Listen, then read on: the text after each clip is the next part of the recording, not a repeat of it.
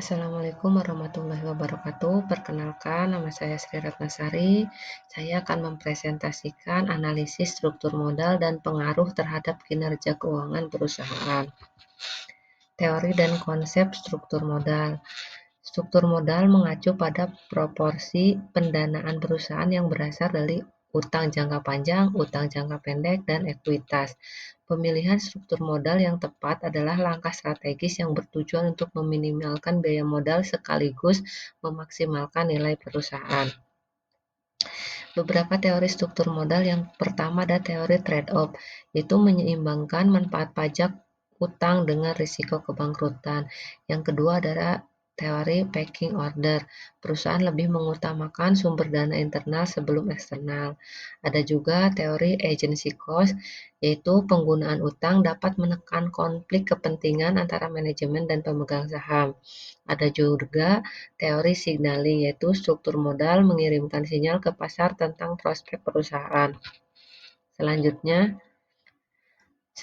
faktor lain yang mempengaruhi struktur modal. Yang pertama, profitabilitas.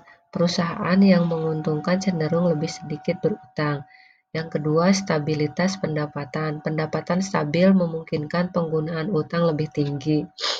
Selanjutnya ada akses ke pasar modal, kemudahan memperoleh pendanaan mempengaruhi struktur modal tentunya.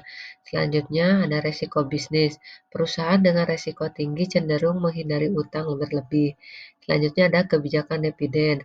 Penggunaan laba ditahan untuk mengurangi ketergantungan pada utang. Dan terakhir struktur aset. Aset tetap yang besar memudahkan akses pinjaman. Fungsi struktur modal adalah yang pertama memaksimalkan nilai pemegang saham. Tentu saja yang kedua menjaga keseimbangan antara risiko dan pengembalian. Selanjutnya memberikan fleksibilitas dalam ekspansi bisnis, juga menjaga solvabilitas dan likuiditas perusahaan. Komponen struktur modal terdiri dari yang pertama modal asing, yaitu utang jangka panjang, bisa dari pinjaman obligasi atau hipotek. Selanjutnya dalam modal sendiri, yaitu ekuitas pemegang saham, di mana di dalamnya terdapat modal saham, cadangan, dan laba ditahan.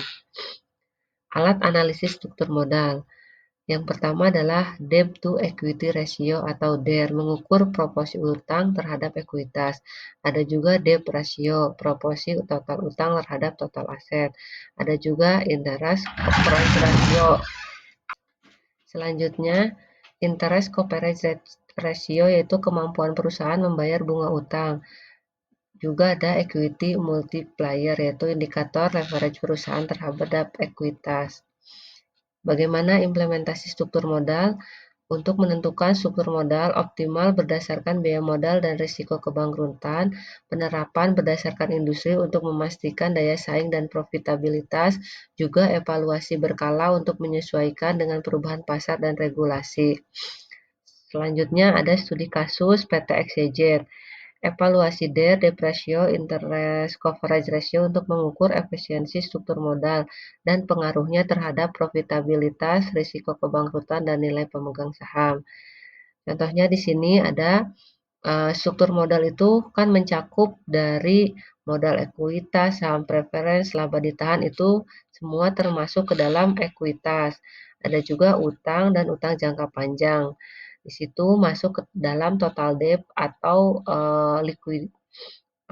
atau utang masuk, total ekuitas masuk modal, total debt itu masuknya hutang. Total modal yaitu penjumlahan antara total modal dan total hutang. Bagaimana cara menghitung rasio ekuitas? Rasio ekuitas yaitu total keseluruhan modal total ekuitas dibagi total keseluruhan modal. Bagaimana cara menghitung rasio debt? Yaitu total hutang dibagi dengan keseluruhan total modal.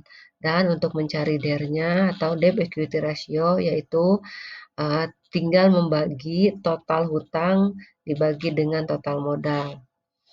Masuk ke contoh, misalkan sebuah perusahaan telah mengusulkan investasi dalam sebuah proyek dengan rincian proyek akan dibiayai 20% oleh saham biasa, lalu 10% oleh saham preferen, dan sisanya oleh utang.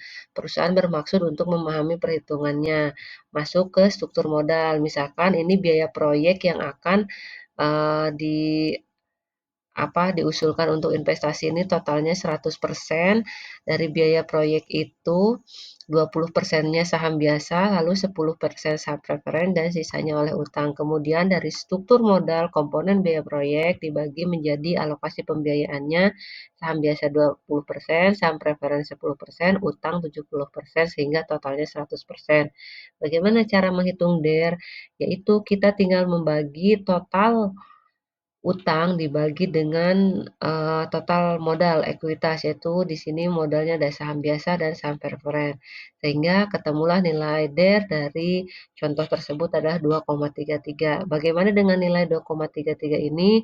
Apakah ini termasuk baik, hati-hati, atau eee, perlu dievaluasi? Penjelasannya adalah nilai DER di bawah atau sama dengan 100% atau 1, maka kondisi perusahaan masuk dalam kategori sehat. Penyebabnya, jika perusahaan mengalami gagal bayar, maka ekuitas perusahaan terbukti mampu membayar utang-utang tersebut. Selanjutnya, nilai DER di atas 100% atau 1, maka kondisi perusahaan masuk dalam kategori warning. Apabila utangnya berasal dari utang bank atau obligasi, maka kondisi perusahaan masuk dalam kategori warning. Namun jika utangnya berasal dari utang usaha, maka kondisi perusahaan tersebut baik-baik saja. Jika nilai DER di atas 200% atau 2, maka kondisi perusahaan sudah berisiko tinggi. Perusahaan yang memiliki rasio DER di atas 200 sangat rawan dengan berbagai macam risiko, salah satunya disebabkan oleh sentimen nilai tukar rupiah terhadap dolar AS dan kenaikan suku bunga bank. DER juga di sini tidak cocok untuk perusahaan perbankan. Penyebabnya DER tidak cocok untuk perbankan adalah karena tabungan dari para nasabah dimasukin ke dalam pos utang atau kredit. Semakin tinggi dana tabungan masyarakat, semakin tinggi pula DER saham perbankan tersebut. Jadi tidak mengherankan apabila perusahaan perbankan memiliki jumlah DER di atas 6 kali lipat atau bahkan lebih. Itulah alasannya perhitungan DER tidak bisa digunakan pada perusahaan perbankan. Balik lagi ke contoh soal tadi, berarti dari studi kasus implementasi struktur modal pada PT XYZ sebagai contoh, implementasi analisis struktur modal kita dapat melihat sebuah perusahaan manufaktur yang terdapat di Bursa Efek Indonesia dengan menggunakan laporan keuangan perusahaan, kita dapat menghitung rasio DER, debt ratio, dan interest coverage ratio untuk mengevaluasi seberapa optimal struktur modal yang diterapkan perusahaan. Jika PT XYZ memiliki DER yang tinggi, ini dapat menunjukkan bahwa perusahaan sangat bergantung pada utang untuk mendanai operasionalnya. Hal ini dapat menambah resiko kebangkrutan, terutama jika perusahaan mengalami penurunan pendapatan atau adanya fluktuasi pasar yang tidak terduga. Sebaliknya, jika perusahaan memiliki DER yang rendah, ini bisa mengindikasikan bahwa perusahaan lebih memilih pendanaan ekuitas yang mungkin mengurangi resiko namun juga bisa menurunkan pengembalian bagi pemegang saham. Di sini sebelumnya nilai DER-nya yang telah kita hitung adalah 2,33, berarti 200% atau bisa 2 kali lipatnya, sehingga kondisi perusahaan sudah beresiko tinggi. Kesimpulannya, struktur modal yang optimal meningkatkan profitabilitas dan daya tahan perusahaan. Evaluasi rutin dan strategi pendanaan yang fleksibel diperlukan untuk adaptasi pasar dan juga kombinasi utang dan ekuitas yang seimbang mengurangi resiko finansial. Sekian presentasi dari saya, kurang lebihnya mohon maaf.